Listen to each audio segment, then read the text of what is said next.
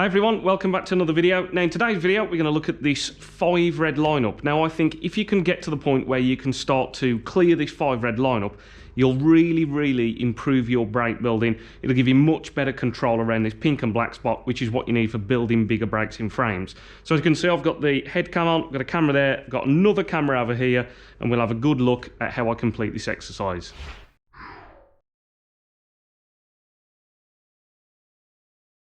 Now, the first thing I always say to players here is you must get more comfortable leaving bigger angles on the black. So I think it's very common that players like to leave this kind of angle on the black like that.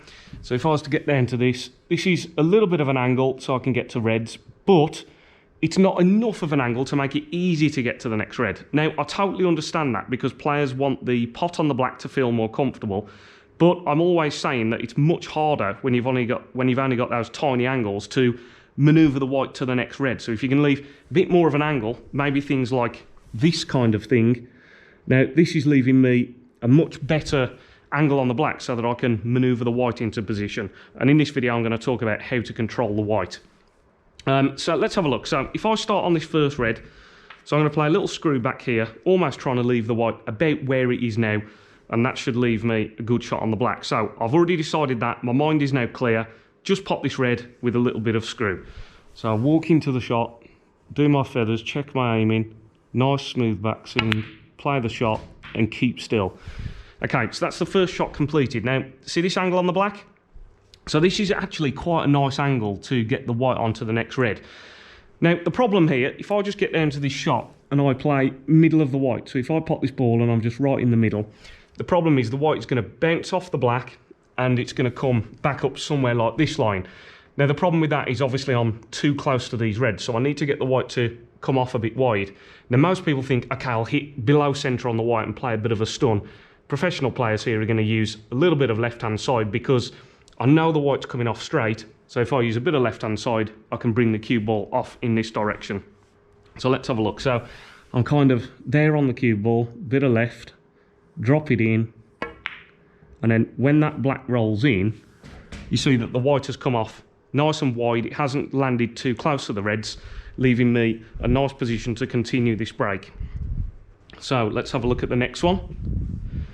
So I've landed pretty good here. So I can do almost the same kind of thing here. If I roll this white forward, I can leave myself a nice shot on the black so that I can easily get to another red. Now I'm going to leave this a little bit high, this side, so up towards the bulk cushion, so that I've almost got the natural angle to just bounce up for reds again. So I'm already thinking, make sure I leave that angle on the black. So that's my little plan. I can just kind of hit middle of the cue ball, don't need any extra top. Keep nice and still, roll it forward like that. And then I've tried to leave just a bit of an angle there on the black. So let's have a look. So it's actually not too bad there, nice little angle.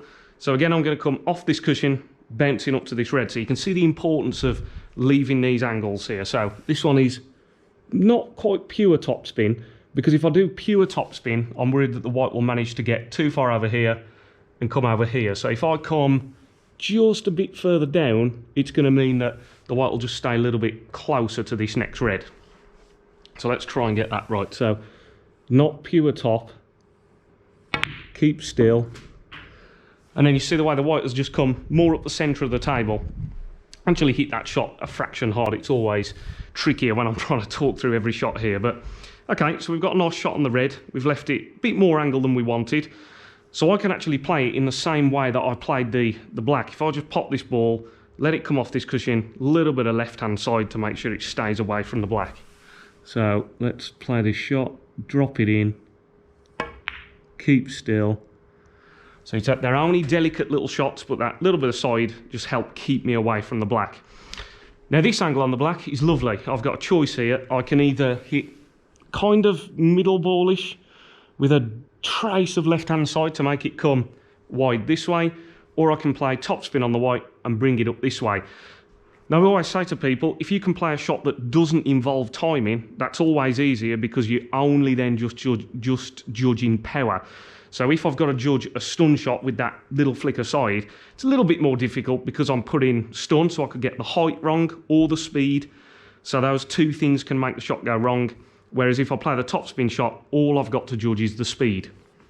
So let's do that. So I'm going to the top of the white, maybe just a trace of left side, just to keep it close to the reds, and then bounce it up and make sure you get high up the table so you've got choice of these two reds. So now I'm in a nice position, and I already know now from when we looked at the beginning of the video, if I play this one, leave it high on the black, I can bring it back off and leave myself on the other red. So again, don't really need topspin on this because the ball will just naturally roll. So I've got my plan, keep still, deliver the cue, not too hard, watch the red go in. And then I've got nice little angle here on the black. Now it'd be common here that lots of players might think, oh well, I've landed on the pink perfectly. And actually here you have, yeah. I could play this pink and just a little tiny stun and I'm landing on the red. But it's very, very useful if you can to get used to using the black, because often when we're playing frames of snooker, the pink will end up tied up. So if you can get used to using the black cushion, bouncing the white off for these reds, very, very helpful in your break building. So I know the same here. It's a very similar angle to shot number one. Bounce it off here, a little bit of left-hand side, and I should nicely be on that red. So keep nice and still, play my shot, little bit of side, and then the white has come up nicely onto this red. Very fractionally underhit that one actually. So let's have a look. So we want the red and a colour. So I'm going to actually use the pink here to, if I pop this ball, so you can see the angle here. So if I pop this ball, the white is just going to nudge the pink slightly, which will then send me off the cushion and hopefully land nice on the black again. May even develop the pink here. So that's my plan. I've got to ignore the cannon that's happening. My sole focus now is just on potting this red. So pick my line here. That feels good. Go down to the shot. Keep nice and still. Play my shot. And as we said there, the white has come off the cushion and left a nice shot on the black. Now, you can go up to the yellow here, or you can just say to yourself, right, I want to work around the pink and black spot, and I'm starting to get good at potting the 5 reds with colours. So I might say, right, all I've got to do is pot this black here, and that's my routine completed. So if I hit kind of middle of the white, keep nice and still, play the shot, don't move, and then hopefully you can see that's how you go about thinking that little bit ahead, having a nice plan. I'll just move back round so I can look at this camera here. Now, you can see that very importantly there, using bigger angles is the key to completing a routine like that. It's so easy at first to just want to leave a really nice shot on the black, which makes the pot feel a bit more comfortable, but it makes it much, much harder to get good position.